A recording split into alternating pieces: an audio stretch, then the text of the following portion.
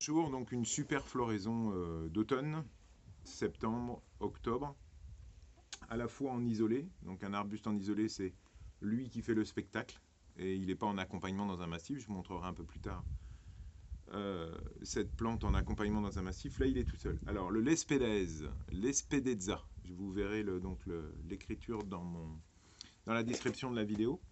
L'Espedeza, c'est une plante très intéressante parce qu'elle vous fait de grandes branches qui s'arquent sous le poids des fleurs. Vous voyez de grandes grappes violettes qui retombent.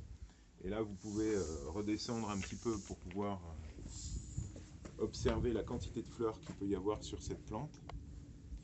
Voilà. Alors, l'intérêt de cette fleur, c'est que on a une plante qui est de la famille des fabacées, donc comme les pois de senteur, comme les haricots. On va se mettre au soleil, voilà. Comme les haricots, comme les pois de senteur. Super petites fleurs violettes, des milliers de fleurs violettes. Pardon. Voilà, la famille des fabacées, donc des pois, des haricots, des petits pois. Cette famille-là est intéressante dans les massifs puisque vous pouvez regarder, elle s'associe avec des bactéries pour pouvoir fixer l'azote de l'air du sol. Donc cette plante-là, l'Espedeza timbergi, est de la famille des fabacées et va vous apporter dans votre massif énormément de fleurs à une période où on cherche en automne des floraisons pour marquer la fin de l'année. Alors, donc des grandes tiges qui sont annuelles, c'est-à-dire que à partir du printemps, il va émettre ces grandes pousses.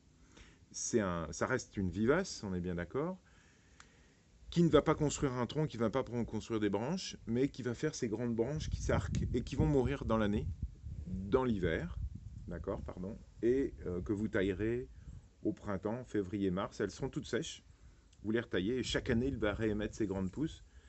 Et donc, vous le reconnaissez aussi à une feuille très caractéristique, qui est souvent le cas chez les fabacées, qui sont des feuilles composées. Et là, vous avez des feuilles, composées de 3 folioles. Ceci, c'est une feuille. Là, vous avez 2 feuilles avec 3 folioles. Donc, j'insiste sur la reconnaissance un peu des plantes parce que celle-là est quand même relativement intéressante de par la multitude de floraisons violettes, et le violet est quelque chose qui s'intègre bien avec le vert. On va se retrouver en massif et vous allez voir où là l'Espedeza a été mis plutôt en complément de massif plutôt qu'en plante isolée. Donc nous voilà dans le massif plutôt à teinte automnale, puisque vous avez différentes hautes floraisons. J'en reparlerai dans d'autres vidéos, Hélémium et puis Astère. Et là en appui, on a toujours l'Espedeza timbergi de la famille des fabacées qui est implanté en arrière du massif et qui revient vers l'avant pour pleurer, entre guillemets, de ces grandes floraisons roses, très légères, et qui va venir appuyer en automne toute notre floraison. Voilà, il est important quand vous faites vos massifs de bien penser aux différentes floraisons dans vos massifs, différentes floraisons au fur et à mesure des saisons. D'accord ? Je répète, des plantes relativement faciles, plutôt un sol drainant, plutôt donc sableux. N'hésitez pas à apporter de la matière organique, plutôt du fumier ou un engrais organique vendu en jardinerie.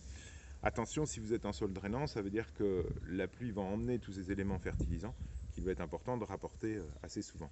Donc sol drainant, en termes d'arrosage, il n'y a pas trop de soucis. Par contre, n'hésitez pas, vous rabattez toutes les tiges à 30 cm du sol à partir du mois de mars en hiver, quand elles seront toutes sèches. Voilà, une super plante, le l'Espedeza timbergi. À bientôt.